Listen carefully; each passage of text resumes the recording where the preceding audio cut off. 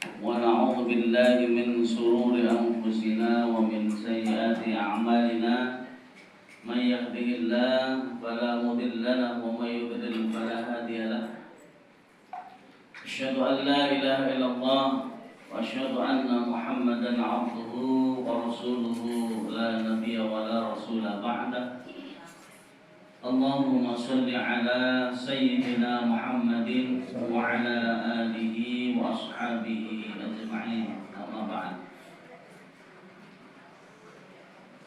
Hadratil mukarramin yang kami hormati, yang kami muliakan, para alim dan ulama, warasatul anbiya, para ustadz, para kiai, tokoh agama, tokoh masyarakat yang hadir di pengajian pada pagi hari ini.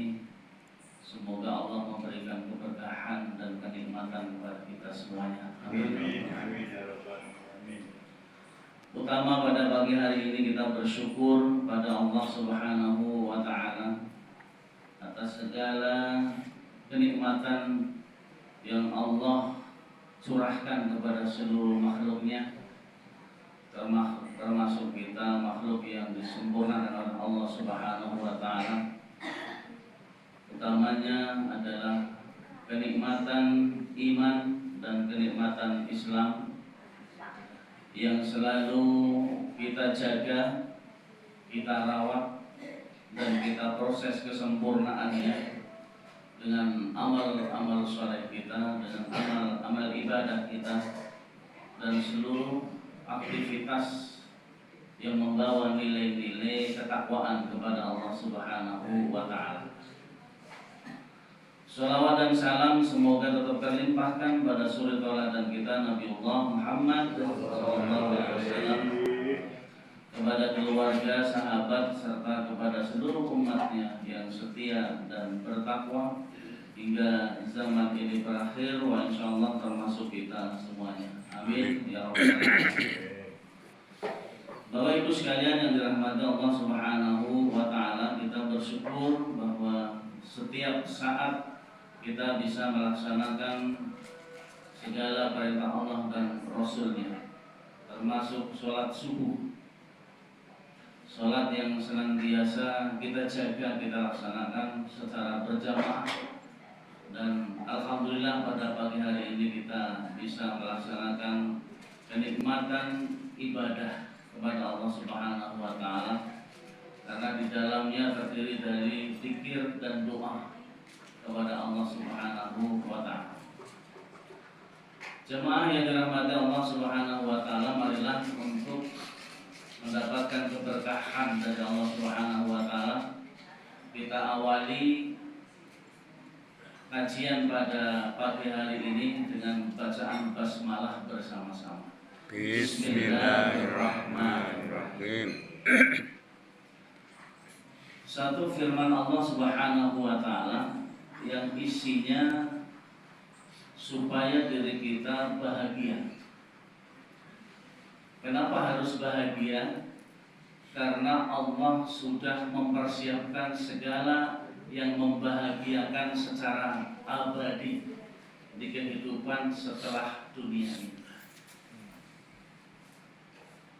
Maka ketika diri kita menjadi seorang mukmin, menjadi seorang muslim dalam kehidupan dunia ini, kok susah, berarti ada sesuatu yang tidak beres. Karena bagi seorang mukmin itu seharusnya bahagia di tengah-tengah dinamika kehidupan yang kita jalani. Sesusah apapun kehidupan yang kita jalani ini, Allah sudah mempersiapkan yang lebih membahagiakan.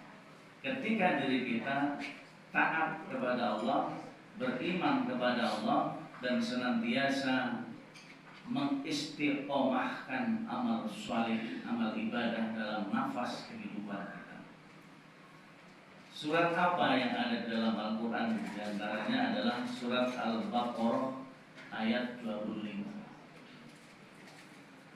A'udzubillahi minasyaitonir rajim. Bismillahirrahmanirrahim. Wa basyiril ladzina amanu wa 'amilus solihati anna lahum jannatin tajri min tahtihal anhar. Dari kalimat awal saja Allah sudah menyampaikan kepada kita yang membahagiakan. Wa basyiril ladina amanu, berilah kabar gembira kepada orang-orang yang beriman dan beramal saleh, di mana Allah sudah mempersiapkan surga yang mengalir di bawahnya sungai-sungai. Jadi kalau sudah ada kalimat ini kalimat yang keluar dari Allah Subhanahu wa Ta'ala kepada kita, orang-orang yang beriman dan beramal soleh. Jadi bukan beriman tok tanpa amal soleh, atau amal soleh tok tanpa beriman. Jadi dua-duanya harus dijalankan bagi orang yang beriman ini. Beriman dan beramal soleh, maka akan bahagia. Paham ya? Di kebahagiaan ini harus melaksanakan langkah-langkah yang Allah tunjukkan kepada kita. Kalau kita urai bahwa orang yang beriman itu dalam menjalankan syariat Islam itu ada dua. Syariat yang i'tiqadiyah dan syariat yang amaliyah. Maka kalau syariat yang i'tiqadiyah itu kaitannya dengan rukun iman. Sedangkan syariat yang amaliyah itu kaitannya dengan rukun Islam. Jadi kalau orang yang beriman itu supaya bahagia, keimanan yang sempurna adalah keimanan yang selalu dijaga, diproses dengan amal-amal soleh, amal-amal ibadah.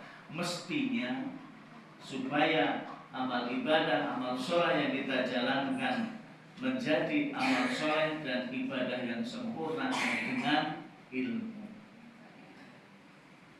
Sholat yang orang jengkelak-jengkelit harus dipahami makna sujud, ruku, i'tidal, tasyahud, harus memahami.